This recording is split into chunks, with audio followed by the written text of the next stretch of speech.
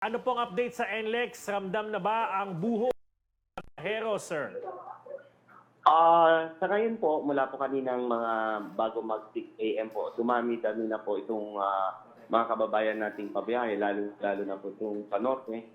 At dito po nga sa Balintawak Toll Plaza kanina, nagkakapila na po dito sa may cash lanes.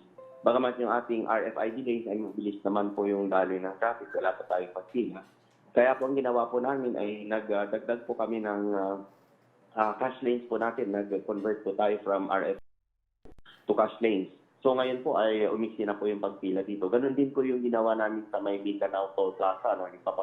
Isa pang papasok galing Metro Manila papuntang probinsya. Pero ito ay, yun nga po, nakakapagdagdag lang po kami ng mas maraming cash lanes pagka po naman ay hindi nagko-congest or wala pong pagpila dito sa ating mga RFID lanes. Yun, inaalagaan po natin na hindi naman po dapat magpila dito sa ating RFID lane. Kaya po yung ating mga kababayan ay pinapayuhan po natin mag-convert na po sila sa RFID para po mag-RFID para po mas mabilis yung pagdali nila dito sa ating mga toll plaza.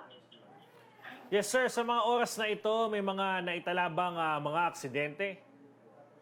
Sa ngayon po, wala pa po tayong naitatalang mga aksidente at yun po, maayos ang daloy ng traffic. Kumbaga, masasabi nga po natin na mas marami po ito kaysa usual. Tuloy-tuloy naman po yung daloy ng traffic natin mula dito sa Balintawak, Mindanao at saka Karawatan.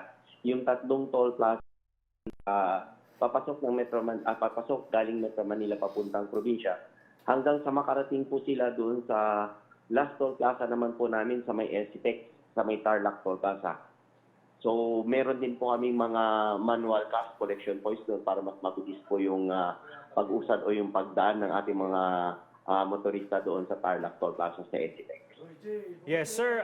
Matanong ko lang, no, kung ilan po ang mga itinilagang emergency equipment at field marshal para tumulong sakaling magkaaberya ang mga sasakyan ng mga biyahero natin. Opo, halos doble po yung aming deployment ng ating mga patrol crews, mga toll